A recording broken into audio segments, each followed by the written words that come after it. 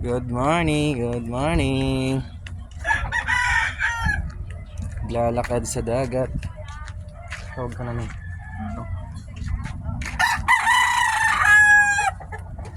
Ganda ng araw. Alas 5 pa lang ng umaga. Alas 5 ng umaga, ganito na ang araw dito. Ganito na kaliwanag ang Bataan. Alas 5 pa lang ng umaga.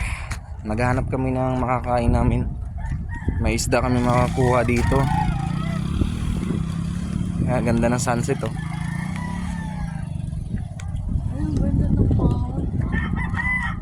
Ganda ng araw. Kasing ganda ng aking kasama. Sure.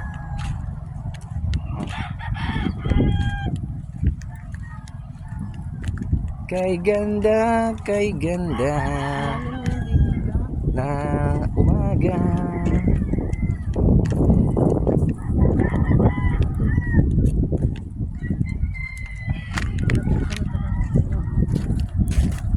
Ang sarap. Ay, mataas ang tubig. Mataas ang tubig. Mataas ang tubig. Uy, may ano? Yan mga idol oh. Ganda ng sunset oh. Alas 5:30 pa lang ng umaga. Alas 5 ng umaga, ganyan ang araw dito. Napakainit na sa gilid ng dagat.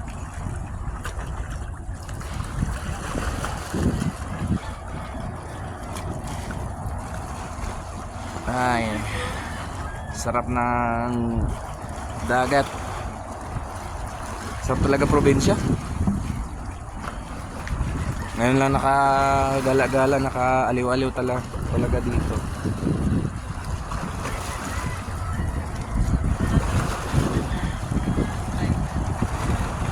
Napakaganda ng umaga dito. Napaka-presko ng hangin, grabe sarap.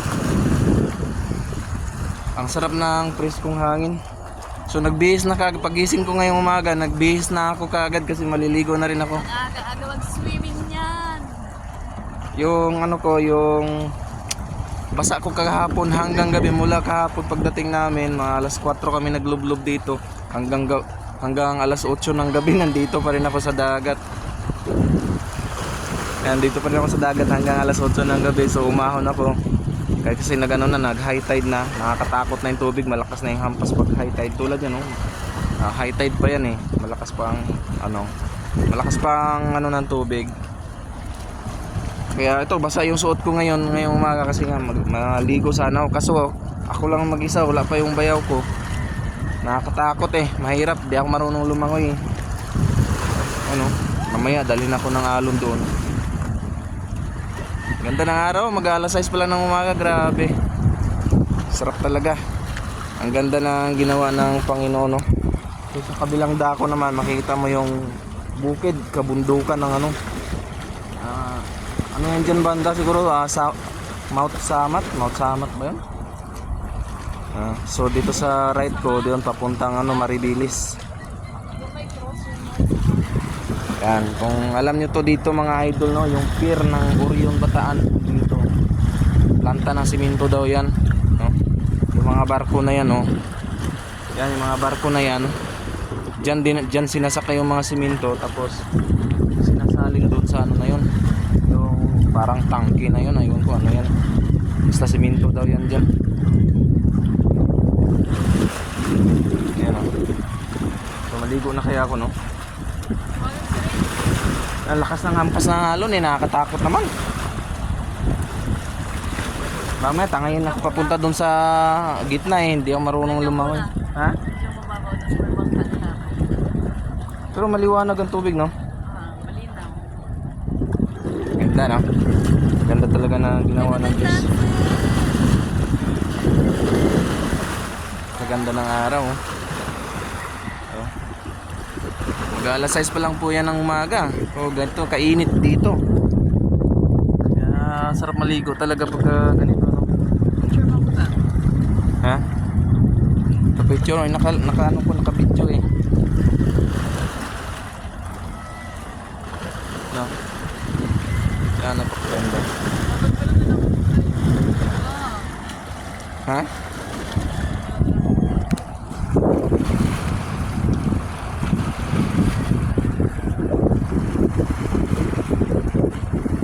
Pag alas 6 pala ng umaga, ganito nakaganda ang tanawin dito. Ano, yung araw, grabe talaga. Hangin. Sarap ng araw talaga.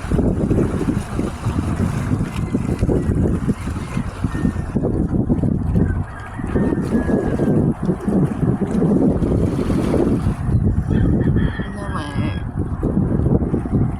Sarap na init na. Ano?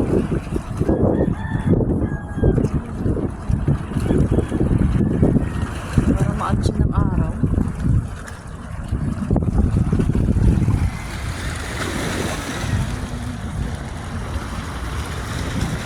Mamaya na tayo maligo mga idol.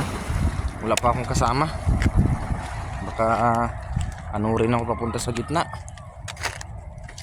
Maghanap muna kami ng isda na ano, may mga bangka doon sa unahan. Doon ka bumaba. Kasi, ano mo, ang isda na kinakain.